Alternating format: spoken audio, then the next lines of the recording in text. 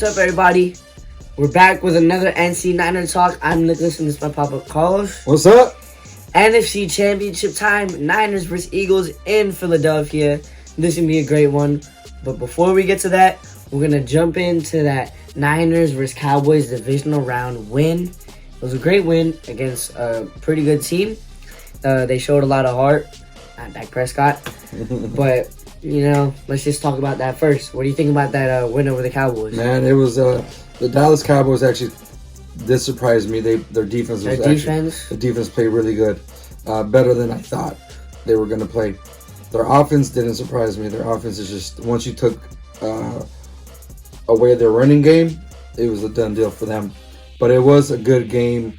It was a good test for the Niners offense. It was a good test for Purdy. I mean, they keep doubting this guy. They keep doubting the Niners. They keep doubting. I mean, every playoff game has been, we'll see how Purdy does. They beat the Seahawks.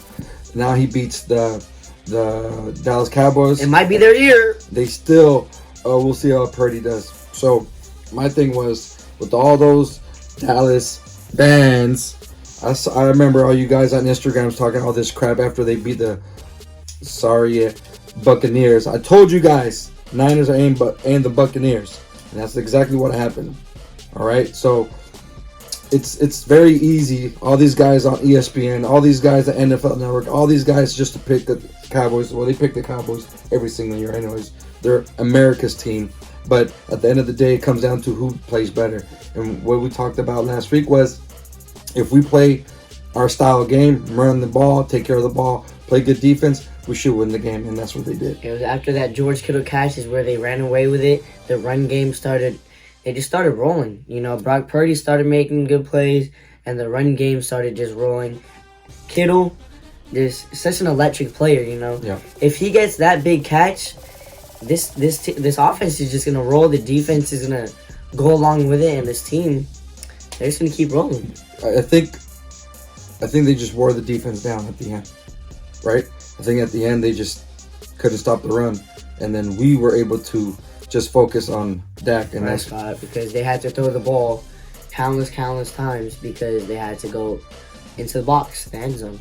We're playing with money, house money right now. We have a rookie quarterback, right? Third string quarterback. Okay, it's not just a rookie quarterback. Last third pick string of the quarterback. draft. So every game, everybody's expecting him to have that type of rookie game. He's gonna have 2-3 turnovers. If he stays within the game and just continues what he's doing, why would I think any different? The only way I would see different if he just has such a bad game, right? That finally people will say, "See, I told you, the rookie kid just came out." So Niner win against Dallas was huge. I think another test and passed by Purdy. Yeah, he didn't throw no touchdowns, but there was drives that he actually threw the ball, kept the drive going. Didn't throw interceptions, which is key. Moved the chains, not so much. He moved outside the pocket. He used athleticism. So this is another game under his belt that's gonna actually be pay dividend for this upcoming game. How'd you see the game overall? I saw a great win because, as you said, the Cowboys, they definitely surprised me. They kept it close the whole game. The Niners only won by 7. Cowboys kept it close, showed a lot of heart. Yeah. And their defense showed up. Their defense definitely did show up. I was very surprised how good they stopped our run. So the defense showed up, and the Niners still won with Brock Purdy. So that makes you that's a win for me. Yeah. They did win, but that's a icing on the cake because Purdy, against his great defense, didn't turn the ball over. He moved the chains, like you said, and he's driving down the field to get some touchdowns. I've also noticed that in the last few games, he's played he's 7-0. I've noticed that in certain situations where it's usually a run play, Kyle Shanahan is calling a throw play, and I feel that that's because I feel that that's given Kyle Shanahan has given Purdy confidence. I think he feels confidence in him. And the play action game with Purdy is very dangerous. Especially at the end of the game where they could just run it out. It was, I think, 3rd and 2. Threw it to Kittle. Or he threw it to. It was like 2nd down. So he threw it to Kittle. He threw it to McCaffrey. So I think the Kyle Shanahan is showing a lot of confidence, a lot of trust. And that's good on Kyle Shanahan because he'll be way less conservative. And that's what's been bringing this team down. Conservative play calls. And the NFC Championship is one big example. They just didn't want to get one. It was 3rd and 1. But I think it has to do with how much does he trust the quarterback. And unfortunately, it's come out this way the last couple games because the Niners have thrown the ball way more than they usually do. They still run it. Don't get me wrong. They still run it. But I don't know if it's he designs these throw plays or Purdy just says, you know what? Screw the 5-yard pass. I'm just going to throw it 20 yards. And sometimes that's what separates the good quarterbacks from the great quarterbacks. If you see like quarterback from the Bills, Mahomes, the Bengals, Bro, Hurts. These guys separate themselves by why they don't throw 5-yard passes; they throw 15 to 20 yards. And we've seen this countless times where Brock Purdy has the check down and he doesn't take it. And he doesn't, and he throws it further. And it's like, oh my God, threw the check down, right? But I think he's going to learn that. But I feel that he trusts himself, and he's trying to give your offensive players a chance, which is good. You know, give Ayuk a chance. You never know. Sometimes it's a 50-50 ball, right? So I think him doing that will open up even more things in the short field. I mean, like 5-10 yards. But if he's going deep, you know, we need that deep threat. Every team in the NFL needs some type of deep threat sooner or later. And I think with Purdy, they have that. He just needs to be more comfortable, maybe releasing the ball a little bit early. But man, it's just they're hitting on all cylinders. So, and we didn't even mention the defense yet. Yeah, well, the defense, man, it's just. They just demolished the Dallas Cowboys in the second half. Bottom line, they're just first that everybody's talking about they haven't played nobody since they played against Miami Dolphins. Miami Dolphins was coming into the game scoring, I believe, 30+ points per game. Since then, they've been rolling every single team. They led a lot of yards against the Raiders. Okay, Purdy went to Seattle. So here's my question to you. I hear this a lot, and I've been hearing it for the last 2-3 weeks, or maybe 4 weeks, since it started with the playoffs. They keep saying Purdy hasn't played nobody. Purdy has not been in a situation where he needs to throw the ball. Purdy hasn't been in a situation where he's pressured. For you to be a third-string quarterback, last pick in the draft, to come in a game after an injury, and to play as solid as he did, go to Seattle. Right? Go to Seattle. Beat the 12th man. It's not the same as before, but you're playing against the most accurate quarterback this year, I think. The highest percentage quarterback this year. Okay. On the road. Right? And you win the NFC West. What else do you have to prove to anybody? Why does everybody keep waiting on, well, let's see if he could throw the ball. He's thrown, he could throw the ball. Now he beat the Seahawks again with 3 touchdowns at home in the playoffs. First playoff game, 3 touchdowns. And he had played who last week? Dak Prescott. Who's making how much a year? $40 million? I don't even know at this point. It's too much money. Well, such an overrated quarterback, and Brock Purdy outplayed him. $40 million. Okay, so I see all these analysts. So last week, Seattle was chosen because they're waiting for Purdy to play like a rookie. All right. Last week, they played the Dallas Cowboys. Everybody picked Dallas Cowboys. Majority picked Dallas Cowboys. Why? Because how they played against Tampa Bay. Correct? And they're waiting for Purdy to just play like a rookie. All right. This week, it's a little bit different. I've heard a little bit, I guess you could say, smarter predictions. They're actually talking about how good the Eagles are, right? But if you think about it, if you look at their conference, of their teams they played, they haven't played really tough teams. I mean, they played the Giants last week, and everybody's like, "Oh, look how good they played against the Giants." So everybody's falling in love once again because the way they beat the Giants, they think they're going to beat the Niners that way. Does it mean they can't beat the Niners? I'm not saying that. Same thing with the Dallas. But it's so easy to be a commentator or analyst nowadays because you just kind of live on the moment. You can't do that. The Niners have been shown for the last 12 games. It's hard to win one game in the NFL. Imagine winning 12 straight games in the NFL, right? So talking about this game, Niners, Eagles, the top two teams in the NFC, probably the top two teams in the NFL, to be honest with you, in the NFL. All right. So how do you see it playing? What do you think is your X factor in this game for you? The X factors are the D line. It's how they play.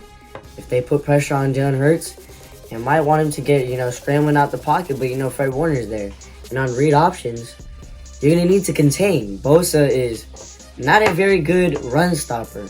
So to have Kinlaw out there, to have Kevin Givens out there, Armstead, they need to be very disciplined against this Jalen Hurts offense because Jalen Hurts will probably rush about 10 times.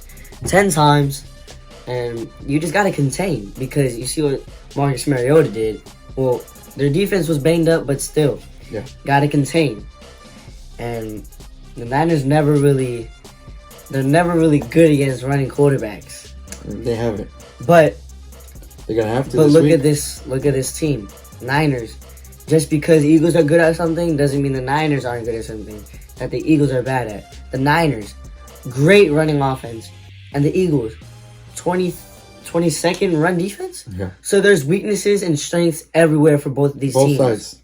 So if you go down the line, best linebackers, Niners. Better defensive line. It's kind of like I got squash even. It's kind of squash because it's kind of like whoever has a better day. They're both good. I personally feel the Eagles have the better D-line because they have 4 players with 10 plus sacks. They do. But you also have to see who have they been playing. See, that's the same thing. The Niners, who have they been playing? Who have they been playing? So they could have. What about if they were playing top-notch teams this whole year? Do you think they have the same amount of sacks? I don't think so, but whatever, we'll see. Well, the only, to be honest with you, the only outrageous advantage just because of the way he plays is the quarterback. That is it. Other than that, forget about it. Everything is across the board. Maybe they have better per cornerbacks, maybe. So my X factors are. It's not so much what's the key for this game. The key for this game is containing. Not just the run. I think they could contain the run. They have to contain Hurts. And when he runs, they better hit him. Better hit him hard. So he thinks about it 10 times. Maybe I should have run it because these guys are flying. And then it's a read option. He gives it to the running back because he's scared to run off. And it's a 3-yard loss. If we could contain him in the beginning and stop their run, and obviously this is easier said than done, but that's kind of like that's how it is. If you make a team just do one thing, it's able to play better defense. So I think containing them and also our cornerbacks and safeties have to have their best game of the year. This is they have to have their best game. Why? Because they actually are. I've been saying it. This is the weakest point of their defense. Is the safeties, long plays. The safeties aren't really safeties. They're just smaller linebackers. They're the long passes. We give up a lot of long passes. And the Eagles cornerbacks, they have Darius Slay. They have James Bradbury. 2 very good corners. I'm pretty sure there's more, but I feel they take the DB spot. Well, we'll be able to do some things in the middle. They're not good in the middle. We throw it in the middle. But what I'm trying to say in the defense is we give up too many long passes. That's been our weaknesses. Especially against the Chiefs. The Chiefs are bad. Well, it's also with the Raiders too. So I think we have to be very disciplined on the back end, and our linebackers have to we need to tackle on the first hit not try to hit someone, just tackle them. Our linebackers need to be flying like they do. So it starts from the D-line to contain the run. But have them penetrate so much that our linebackers have a free shot at these guys, right? I feel last year's team would have no chance against this Eagles team. This team has improved so much in so many areas. It's just corners got improved, linebackers got improved, even though they have the same exact linebackers. They're just playing at a different level. They're playing Dre Greenlaw and Fred Warner. They're going to be hunting Jalen Hurts. Yes, they are. They will. I think they're going to have a plan for him. So my thing is contain the run either way and be disciplined on the long pass. If we could do those two things, we're going to have a very good chance of keeping the score relatively low and then give our offense a chance to... I don't think Shanahan's going to put Purdy in bad positions to just throw. But I wouldn't be surprised if they start very aggressive or they are aggressive in some place to surprise this team and say, okay, they're just going to run. No. And then here comes the play action, right? This is a tough game. This is a way tougher game, I feel, than Dallas. No, in 100%. This team is a juggernaut. Yeah. But... we're juggernauts, too. It goes both ways. I feel that this is a game that I've been saying all year. Niners are going to score more than 30 points easily, right? I've said this all year. I feel the Niners, to win this game, they need to score more than 20 points. Oh, for sure. All right? To win this game, they need to score offensively. Not so much defense. If they had a defensive score, it's even better. So Niners win this game if they score more than 20 points, win the turnover battle, even if it's 1-0. Even if it's one turnover, win the turnover battle and contain the run. The pass will be okay. We just got to contain that run. Niners win 24-21. This is the closest game I'm going to call for the Niners all year. I don't even know if it's going to be even that close in the Super Bowl, but 24-21. But see, they're going to be up 24. They're going to score at the end. Eagles. Niners win a close game, 24-20. It could be 21-21 and then win by a field goal. But I think I feel Purdy's going to outplay Hurts. He's going to outplay him just like he did that. Now turn the ball over. Just keep the chains rolling.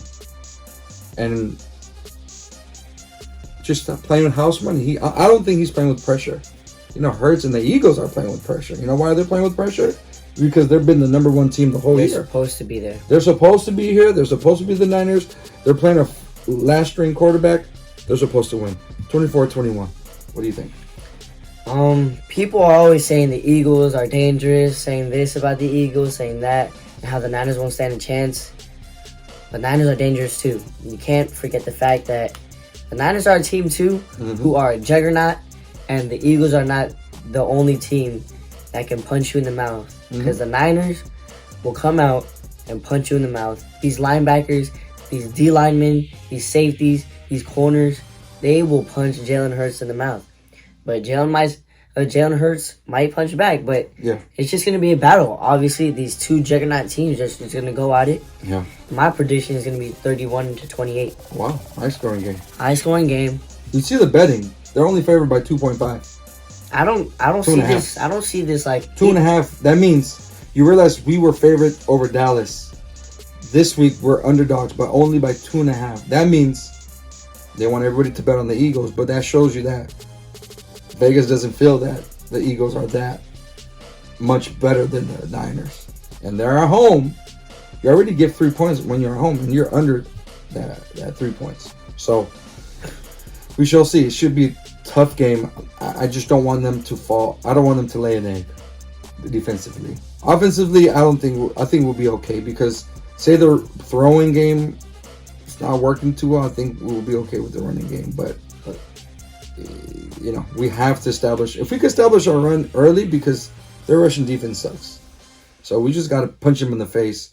You know, have one of those first drives, 12 drive play for 78 yards and like all rushes, not one throw. And then you kind of make a statement. So we'll see how it is, though. Well, thank you guys for watching. Hope you guys enjoyed Niners versus Eagles. NFC Championship. Get your popcorn ready But you in Philadelphia. Niner Empire versus Fly Eagles Fly. Yeah. Let's go, baby. Let us know. Niners. Let us know what you guys think. What you think in the comments, score predictions, and your X factor for the game. Hey guys, we're watching. Hope you guys enjoyed. See you in the next one. Peace. Go Niners.